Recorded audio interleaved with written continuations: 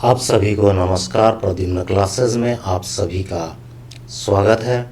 साथियों, आप जान रहे हैं कि शिक्षा के आधारों की समझ के संबंध में हम लगातार अध्ययन कर रहे हैं और इसी अनुक्रम में आज हम शिक्षा के आधार के रूप में इतिहास को समझने का प्रयास करेंगे। History as a foundation of education को समझने के पूर्व हमें यह जानने की आवश्यकता है कि वास्तव में शिक्षा का इतिहास क्या रहा है। शिक्षा का जो इतिहास है उसका अध्ययन करना क्यों आवश्यक है। हम सभी जानते हैं कि वास्तव में बिना इतिहास के अध्ययन के हम विकास नहीं कर सकते, या हम यह कहें कि शिक्षा के बारे में यदि हमें विकास करना है या आगे बढ़ना है तो हमें भूतकाल में जो शिक्षा व्यवस्था है उसका अध्ययन करना होगा। ऐसा क्यों आवश्यक है? क्योंकि जब तक हम पिछली जो शिक्षा व्यवस्था है उसको नहीं जानेंगे तब तक हम उनके गुण और अवगुणों के बारे में हमें ज्ञान नहीं हो पाएगा। और हम यह चाहते हैं कि जो प्राचीन शिक्षा व्यवस्था है उसमें वे क्या क्या उपलब्धियां थी या वे कौन कौन से गुण थे जिनके कारण उस समय की शिक्षा व्यवस्था उस सामाजिक और सांस्कृतिक परिप्रेक्ष्य में सफल रही। उन गुणों का क्या आज के आधुनिक काल में उपयोग किया जा सकता है? यदि किया जा सकता है और यदि हमारे शिक्षा व्यवस्था में विकास हो सकता है तो ज़रूर हमें इनका अध्ययन करना होगा। तो आइए हम यह देखें कि वास्तव में शिक्षा के आधार के रूप में इतिहास किस प्रकार कार्य करता है। इसको जानने के लिए हमें कुछ जो तथ्य यहाँ पर दिए गए हैं उनका अध्ययन करना आवश्यक है। शिक्षा संबंधी व्यवस्था। तो यहाँ पर पहला जो पॉइंट है वो है शिक्षा संबंधी व्यवस्था। इसका तात्पर्य ये है कि प्राचीन समय में किस प्रकार की शिक्षा व्यवस्था थी। तो हमें ज्ञात है कि उस समय गुरुकुल शिक्षा व्यवस्था थी और गुरु और शिष्य का संबंध था। जो शिष्य होता था वह गुरु के पास जाकर के शिक्षा ग्रहण करता था और हम यह देखें कि वह आश्रम में जाकर के अध्ययन का कार्य करता था। तो शिक्षा संबंधी जो व्यवस्था थी प्राचीन युग में वह गुरुकुल शिक्षा व्यवस्था थी। उस समय जो शिक्षण प्रक्रियाएं किस प्रकार की थी और गुरु और शिष्य का किस प्रकार से संबंध था, वह एक प्रकार का शिक्षा का इतिहास है। और उन इतिहासों को जानना हमारे लिए आवश्यक है, क्योंकि आधुनिक युग में हम उन विशेषताओं को एक आधार के रूप में ले सकते हैं। उसी प्रकार जितनी भी संस्कृतियाँ और परंपरा रीति रिवाज थे उसमें भी शिक्षा व्यवस्था किस प्रकार की थी, उस समय की संस्कृति किस प्रकार की थी जिसमें जो शिक्षा का प्रचार प्रसार किया जाता था या किन लोगों को शिक्षा प्रदान की जाती थी, वे कौन कौन से गुण हैं, उनका भी अध्ययन करना अत्यंत आवश्यक है। तो संस्कृति परंपरा रीति रिवाज में ऐसे बहुत सारी विशेषताएं थी जिनका आज के आधुनिक काल में उपयोग किया जा सकता है। सामाजिक परिवर्तन, बहुत सारे जो समाज में परिवर्तन हुए हैं वो भूतकाल से लेकर के वर्तमान काल तक अत्यधिक है। हम सभी परिवर्तनों का यदि हम अध्ययन करें तो उसमें पाएंगे कि शिक्षा का जो स्वरूप है या उसमें किस प्रकार के बदलाव होते गए हैं। यह बदलाव आवश्यकतानुरूप व्यक्तियों की या समाज के आवश्यकता के अनुसार किए गए। राजनीतिक परिवर्तन भी बहुत सारे हुए हैं, उनका भी अध्ययन आधार के रूप में किया जाना चाहिए। जैसा कि आप जानते हैं कि पहले जो राज्य की व्यवस्था थी, राजा की व्यवस्था थी, उसमें जो शिक्षा पद्धति थी वो किस प्रकार प्रदान की जाती थी, उसमें कौन कौन सी विशेषताएं थी, वे सब आधार के रूप में स्थापित हो सकते हैं। आर्थिक परिवर्तन भी बहुत सारे हुए। यदि हम प्राचीन युग से देखें तो आर्थिक परिवर्तन लगातार होते जा रहे हैं।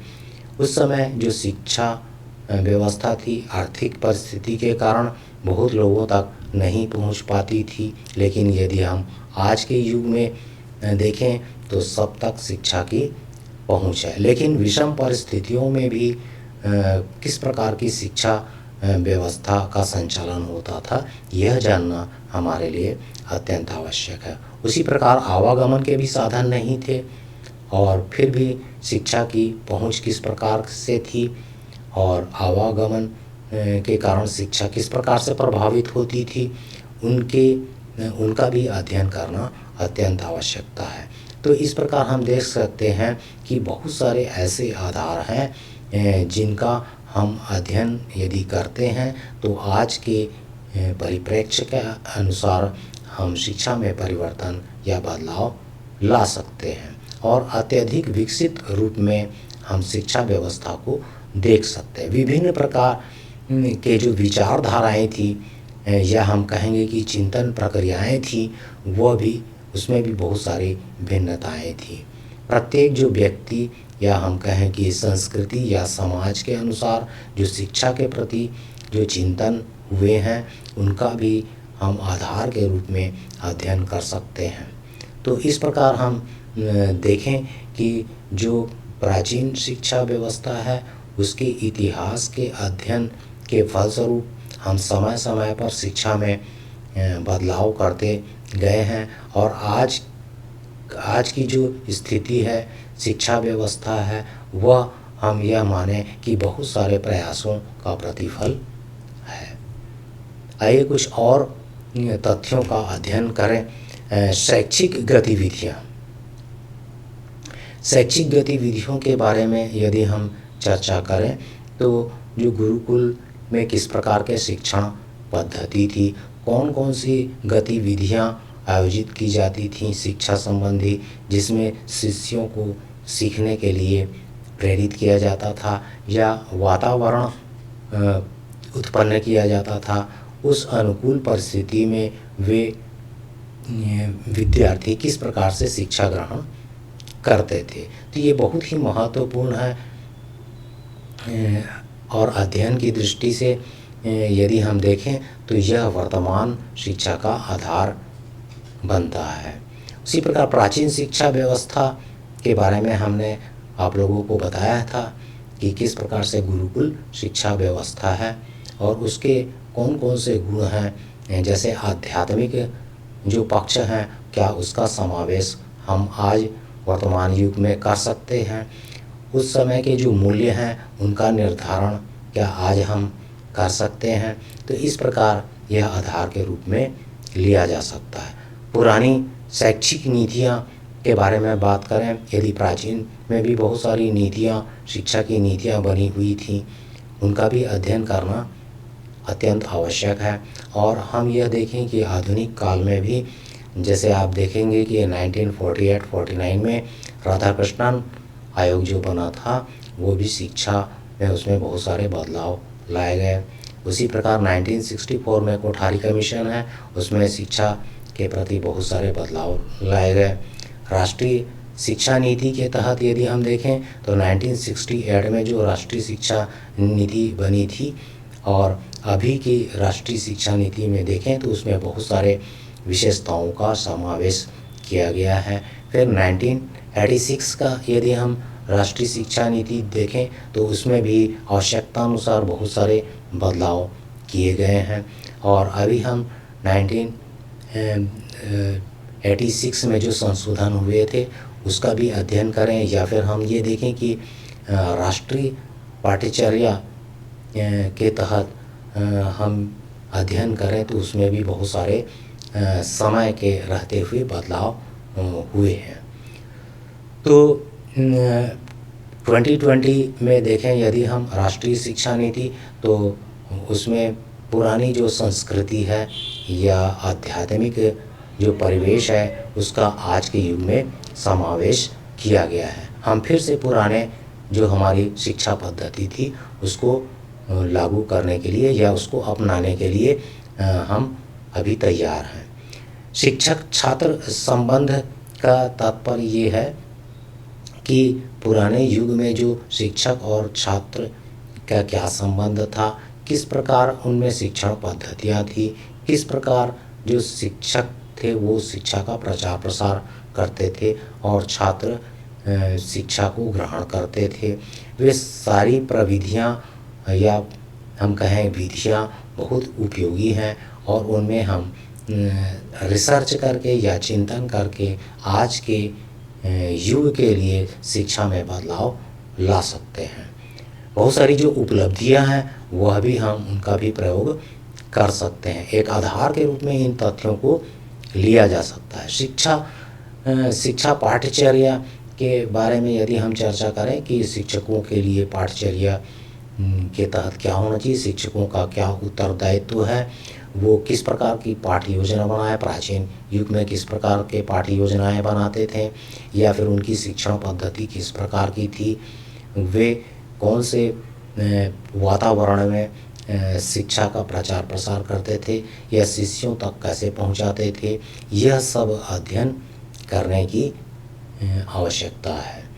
तो इस प्रकार यदि हम देखें कि शैक्षिक इतिहास को हम एक आधार के रूप में ले सकते हैं और वर्तमान जो शिक्षा व्यवस्था है उसके स्वरूप में या शिक्षा के स्वरूप में आवश्यकता अनुसार परिवर्तन ला सकते हैं और अपने शिक्षा व्यवस्था का विकास कर सकते हैं।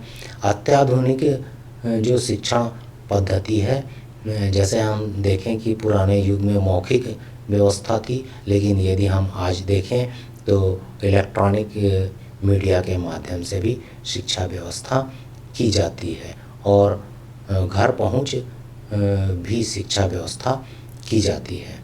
तो इस प्रकार हम देखें कि जो ऐतिहासिक आधार है वो बहुत ही महत्व रखता है और शिक्षा का इतिहास जानना अत्यंत आवश्यक है। उन्हीं के आधारों पर हम वर्तमान में शिक्षा में काफ़ी बदलाव ला सकते हैं।